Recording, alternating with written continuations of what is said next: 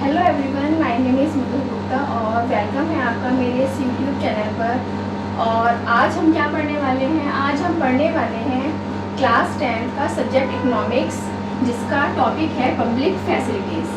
Public facilities क्या होता है? पब्लिक फैसिलिटीज़ वो फैसिलिटीज़ होती हैं जो गवर्नमेंट पब्लिक को देती है। अब हमने पिछले वीडियो में पढ़ा कि हरियाणा जो है उसकी एवरेज इनकम सबसे ज़्यादा है और केरल की जो एवरेज इनकम है वो कम है और बिहार की सबसे कम है। लेकिन हर पॉइंट में net literacy rate, net attendance ratio और क्या कहते हैं IMR, इन्फेंट मोर्टेलिटी रेट, सब में क्या है? जो केरल को हमने देखा कि वो जो टॉप पर है, मतलब वहाँ पर बच्चों की भी मृत्यु कम होती है। लिटरेसी रेट के पॉइंट ऑफ व्यू से हमने देखा कि वहाँ पर लोग ज़्यादा लिटरेट पाए जाते हैं। और नेट अटेंडेंस रेशो में देखा कि 14-15 साल की एज के बच्चे ज़्यादा स्कूल अटेंड करते हैं। ऐसा क्यों है जबकि उसकी हरियाणा से एवरेज इनकम कम है? क्योंकि कहीं ना कहीं ऐसा होगा कि वहाँ की गवर्नमेंट जो है हरियाणा से ज़्यादा एजुकेशन के मामले में काम करती है, या वहाँ के जो हॉस्पिटल्स हैं वहाँ के हेल्थ केयर डिपार्टमेंट बहुत अच्छा है, वहाँ की फैसिलिटीज़ मेडिकल फैसिलिटीज़ बहुत अच्छी हैं। तो ये सब सुविधाएं कौन देता है? ये सब सुविधाएं पब्लिक को गवर्नमेंट देती है। अब आपकी जो NCERT की बुक है उसमें एक लाइन दी हुई है, money in your pocket can not buy all the goods and services that you may need to live well. तो इसका क्या मतलब है कि जितना आपके पास पैसा है, मतलब जितना आपके पास पैसा है, आप समझते हो कि हमारे पास पैसा है तो हम इससे अच्छा कपड़ा खरीद सकते हैं, हम इससे अच्छा घर खरीद सकते हैं, हम अच्छा खाना खा सकते हैं, हम अपनी हेल्थ के लिए अच्छी से अच्छी बीमार होने पर मेडिसिन ले सकते हैं, सब कुछ कर सकते हैं। मगर ऐसा नहीं होता। ये एक दायरा जो होता है इस चीज़ का, जो हम अपनी इनकम से अपने लिए प्रोवाइड कराते हैं, वो एक घर तक सीमित होता है। लेकिन जब हम घर के बाहर जाते हैं बहुत ऐसी आपदाओं का सामना करते हैं जो हम केवल इंडिविजुअल्स नहीं कर सकते। हमें उसके लिए पब्लिक की ज़रूरत पड़ती है। गवर्नमेंट काफ़ी हद तक उसमें हमारी सहायता करती है, जिससे कि हमारी लाइफ की क्वालिटी इम्प्रूव करती है। हम इसको कैसे समझते हैं? हम इसको समझेंगे एग्जाम्पल से। जैसे first point, money can not buy pollution free environment. अब आपने अपने घर में मानो एयर प्यूरीफायर लगवा लिया, तो आपने अपने घर में तो माहौल को सही कर लिया कि हाँ, अब आपने प्यूरीफायर लगवा लिया तो आपको घर में पॉल्यूशन नहीं मिलेगा। लेकिन जब आप घर के बाहर जाते हो, जब एक इंसान घर के बाहर जाता है वो कितनी चीज़ों का सामना करता है। ऑफिस जाता है या अपने किसी काम से बाहर जाता है, कुछ चीज़ लेने घर से बाहर जाता है, तो कितना घर के बाहर कितना पॉल्यूशन होता है। तो आप क्या उससे मतलब ये कह सकते हो किसी दुकानदार के पास जाके या केमिस्ट के पास जाकर कि भैया मुझे इतने पैसे का पॉल्यूशन फ्री एनवायरनमेंट दे दो? ऐसा हो सकता है? ऐसा तो नहीं हो सकता, क्योंकि इसके लिए गवर्नमेंट क्या करती है? गवर्नमेंट हमें फैसिलिटीज़ प्रोवाइड कराती है। अब गवर्नमेंट क्या करेगी? इसके लिए एंटी डस्ट कैंपेन लगवाती है, इसके प्रिकॉशंस हमें समझाती है, तब जाके हमें समझ में आता है कि हाँ, हमें इससे कैसे बचना है। और जब सारी पब्लिक इकट्ठी होके ये स्टेप्स फॉलो ना करे, इन बातों को ना समझे, तो बाहर के वातावरण को हमें पॉल्यूशन से बचाना बहुत मुश्किल होगा। जब बाहर का वातावरण जो है पॉल्यूशन फ्री होगा तो हम भी सेफ रहेंगे। तो इससे क्या होगा? हमारी लाइफ सेफ रहेगी। जब हमारी लाइफ सेफ रहेगी तो हम अपनी इनकम का भी फ़ायदा उठा सकते हैं। Second point, can not protect you from infectious disease. अब सेम वही बात सेकंड पॉइंट में भी है कि मनी से आप इन्फेक्शियस डिजीज से नहीं बच सकते। अभी जैसे 2019 में कोरोना की बीमारी फैली थी, तब हमें तो पता भी नहीं था कि ये कोरोना होता क्या है।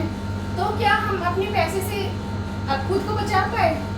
नहीं बचा पाए। इसके लिए क्या हुआ? इसके लिए भी गवर्नमेंट ने हमें गाइडलाइंस दी, इसके लिए वैक्सीन्स निकाले।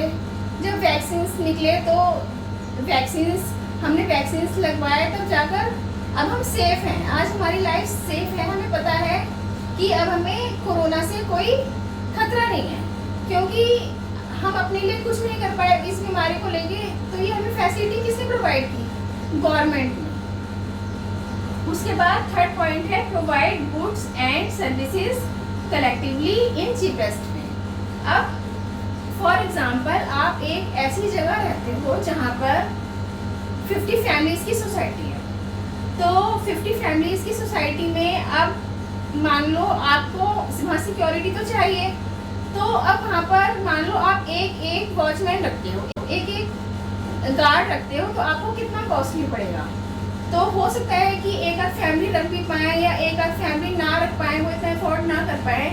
तो जब इससे बेटर मेथड क्या है? इससे बेटर मेथड तो ये है कि आप सब लोग मिलके, सब फैमिलीज इकट्ठा होके कुछ अमाउंट जो है वो कंट्रीब्यूशन करके थोड़ा थोड़ा करके एक वॉचमैन को देंगे, तो हो सकता है उसको भी उसमें ज़्यादा फ़ायदा हो, क्योंकि जब सब फैमिलीज देंगी तो वो इतना अमाउंट नहीं दे पाएंगी जो सब फैमिलीज एक संग इकट्ठा होके देंगी, तो उसको भी